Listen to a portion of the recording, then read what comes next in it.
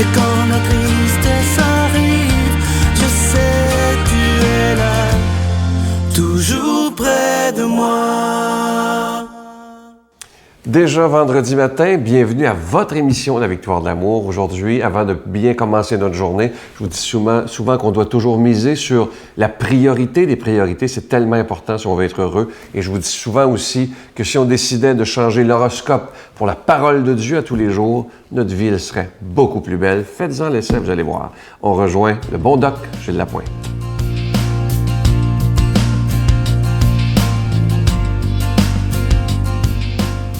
Chers amis, bonne journée. Sujet un petit peu piquant ce matin.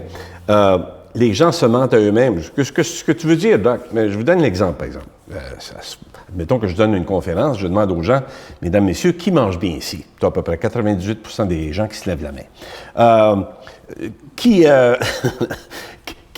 fait du sport? Les gens se lèvent la main. Qui est heureux? Les gens se lèvent la main. Même des fois, on a 120% des gens qui se lèvent la main, puisqu'il y a des gens qui se lèvent les deux mains. Manges-tu bien? Ah oui, je mange bien. Est-ce que tu pries? Oui, je prie. Est-ce que tu médites? Oui. Fais-tu tes exercices prescrits et tout? Oui, je fais tout ça. Mais dites-vous bien une chose.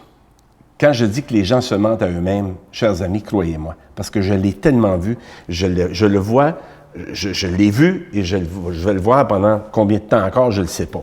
Mais quand tu te mens ou que tu te mens aux autres, c'est à toi que tu mens.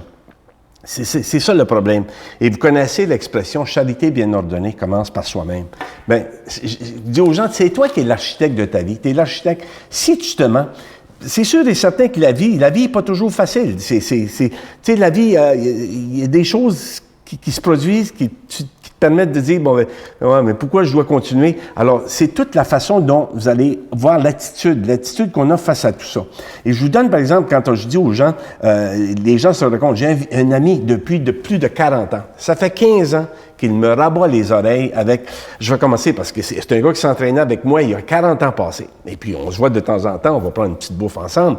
Et puis, il me dit toujours, je commence, là, je vais commencer. Comme je vous mentionne, ça fait 15 ans qu'il me rabat les oreilles avec ça. Je dois le faire. Alors, il est rendu à peu près à environ 225 livres et plus, et ça continue. Alors, là, je vais commencer. Vous voyez le petit volume à l'écran, mesdames et messieurs, là, qui s'appelle le Why Café. Ça s'appelle le Why Café. Et John Strzelecki, il dit dans son volume, « Pourquoi es-tu ici? Et est-ce que vous êtes pleinement épanoui? » Quand on se compte des menteries, comment voulez-vous qu'on soit épanoui? Puis, es-tu croyant? Es-tu une personne qui croit? Es-tu une personne qui a une certaine foi? Tu fais quoi pour t'améliorer? Les gens se racontent des histoires. Mais quand on me dit, moi, Doc, je vais essayer. Mesdames, messieurs, il n'y a rien de plus faux. Arrête de te mentir parce que tu te mens à toi. Raconte pas d'histoire. Fais simplement agir. Je dois perdre du poids. Oui, OK, parfait. Tu fais quoi? Je veux me mettre en forme. Tu fais quoi? Voyez-vous? Mais souvent, comme je le mentionne, les gens, on se raconte, on se fait un scénario, on dit un jour, peut-être un jour. Non, il faut être capable de partir, d'agir, arrêter de se raconter des histoires, de croire en soi et puis d'agir en fonction de s'améliorer. Et un peu comme je viens de le mentionner, John Strzelecki, quand il dit dans le Why Café, qu'est-ce que tu fais ici? C'est quoi ton objectif? Alors, c'est ça, il s'agit de l'avoir, puis justement d'y croire et d'y parvenir. Bonne journée. Notre Père qui es aux cieux, que ton nom soit sanctifié, que ton règne vienne, que ta volonté soit faite sur la terre comme au ciel. Donne-nous aujourd'hui notre pain de ce jour. Pardonne-nous nos offenses comme nous pardonnons à ceux qui nous ont offensés. Ne nous laisse pas entrer en tentation, mais délivre-nous du mal, car c'est à toi qu'appartient le règne, la puissance et la gloire pour les siècles des siècles. Amen. Je vous parle depuis quelques semaines de ce beau cadeau. Je pense que c'est un des beaux depuis longtemps parce que c'est quelque chose de très vécu, ce nouveau CD de l'abbé Raymond Gravel. Lorsque je lui en ai parlé, il a dit oui tout de suite parce que ça va être une façon pour moi de remercier les gens qui ont prié pour moi et qui prient encore pour vaincre ce cancer. Et comme je vous disais la semaine dernière, il le ressent à l'intérieur de lui, même dans son corps, cette prière que vous faites pour lui. Et il est en train de vaincre ce cancer. Alors, il sait de quoi il parle lorsqu'il a fait ce CD qui nous apprend vraiment à prier. Alors, le titre, c'est « La puissance de la prière ». C'est avec un don de 25 $. Et si vous en voulez deux, parce que comme je vous disais, ça se donne vraiment bien en cadeau, c'est avec un don de 40 $. Et je vous rappelle que vous recevez un reçu pour fin d'impôt. Et pour ceux qui se posent la question, comment se fait qu'on demande de l'argent? Bien, c'est qu'on doit payer pour la télévision, que ce soit pour la production et la diffusion. Je vous donne l'adresse. La Victoire de l'Amour, casier postal 120, succursale Boucherville à Boucherville. Le J4B 5E6, je vous la redonne. La Victoire de l'Amour, casier postal 120, succursale Boucherville à Boucherville. Le J4B 5E6. Également par téléphone, par carte de crédit, du lundi au vendredi, de 8h30 à 16h30 dans le 514-523-4433, 523-4433 ou sans frais, le 1-888-811-9291, 1-888-811-9291 et aussi sur notre site Internet, le www.lavictoiredelamour.org. Je vous rappelle le titre du CD, une exclusivité de la Victoire de l'Amour de l'abbé Raymond Gravel, La puissance de la prière, un CD qui peut changer votre vie.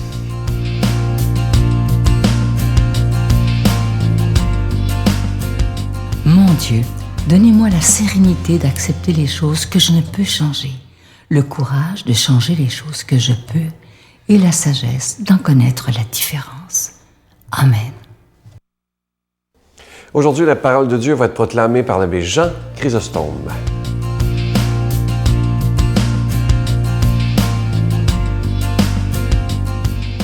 Le Seigneur soit avec vous. Évangile de Jésus-Christ selon saint Matthieu.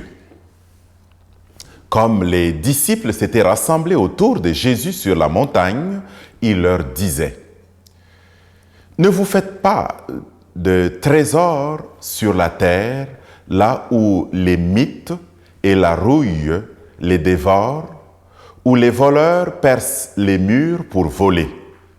Mais faites-vous des trésors dans le ciel, là où les mythes et la rouille ne dévorent pas, où les voleurs ne percent pas les murs pour voler. Là où est ton trésor, là aussi sera ton cœur. La lampe du corps, c'est l'œil. Donc, si ton œil est vraiment clair, ton corps tout entier sera dans la lumière. Mais si ton œil est mauvais, ton corps tout entier sera plongé dans les ténèbres. Si donc la lumière qui est en toi est ténèbre, quelles ténèbres y aura-t-il? Acclamons la parole de Dieu. Chers frères et sœurs, bonjour en ce vendredi. Ce texte de la liturgie d'aujourd'hui me fait penser à une histoire que j'ai lue, une histoire qui concerne un mendiant. Le mendiant était en ville, quelque part, en train de mendier. Il demandait à tous ceux qui passaient par là. Il voulait avoir de l'argent ou il voulait avoir une faveur particulière. Il voulait avoir aussi de l'attention, certainement. Et tout le monde qui passait par là, selon les moyens, lui donnait un petit quelque chose. Puis est arrivé quelqu'un, un étranger. Et l'étranger lui dit, je n'ai pas d'argent à te donner. Et le mendiant lui dit, non, mais si tu as quelque chose, un tout petit, un petit rien, ça me ferait un grand plaisir. Évidemment, l'étranger, avec son beau sourire, lui dit, non, je n'ai pas d'argent. Et puis, l'étranger lui pose la question, il dit, pourquoi tu mendies? Et l'autre, un peu surpris, lui dit, tu ne vois pas, tu ne remarques pas que moi, je n'ai pas d'argent. Je n'ai pas d'argent, c'est pour ça que je mendie. Et le mendiant était un peu surpris qu'on lui pose cette question, parce que c'était pour la première fois que quelqu'un lui demandait pourquoi il mendiait. L'étranger poursuit et lui dit, sur quoi tu es assis? Et l'autre, le mendiant, qui lui dit, mais je suis assis sur une vieille chaise que j'ai ramassée, tu ne vois pas? C'est une vieille chaise qui ne servait à rien, qu'on avait jetée, et puis moi je l'ai ramassée, je m'assieds depuis pour mendier. Je vois les gens qui passent et je demande de l'argent. Et l'étranger qui lui dit, regarde dans ta chaise, ouvre-la, il y a quelque chose. Il dit, mais non, il ne peut rien avoir dans cette chaise. Puis finalement, le mendiant ouvre sa chaise, en fait, avec des vis qui étaient complètement rouillées d'ailleurs. Il essaye de tourner, puis il réussit. Et figurez-vous qu'il trouve dans cette chaise de l'or. De l'or. Waouh! Il était tellement heureux. Lui qui était là en train de mendier, il ne savait pas qu'il était assis sur un trésor extraordinaire, sur de l'or. Et il est parti, bénissant Dieu, rendant grâce à Dieu, embrassant même l'étranger qu'il ne connaissait pas, ainsi de suite. Cette histoire m'a beaucoup fait réfléchir parce que je me dis que parfois nous sommes assis sur de l'or et nous ne le savons pas. Et mieux encore, Dieu a mis en nous de l'or, a mis des trésors extraordinaires. Trésors d'abord de sa présence en nous. Trésor de son image qu'il a imprimé, d'une marque extraordinaire, de sa présence, de sa dignité, par son Fils, qui est l'image même de Dieu.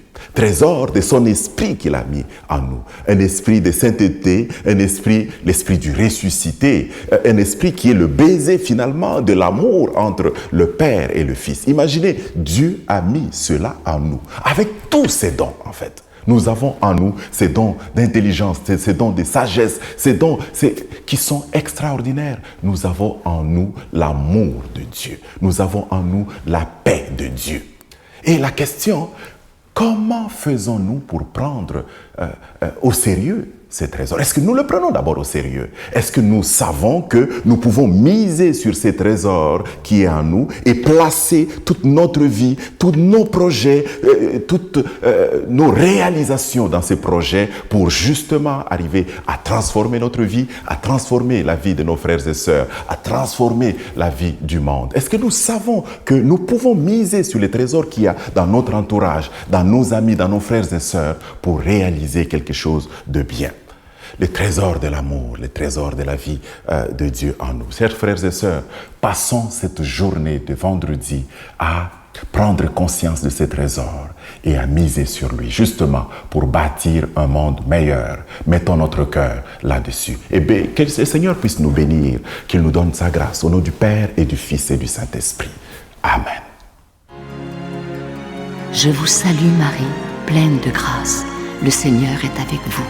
Vous êtes bénie entre toutes les femmes, et Jésus, le fruit de vos entrailles, est béni. Sainte Marie, Mère de Dieu, priez pour nous pauvres pécheurs, maintenant et à l'heure de notre mort. Amen.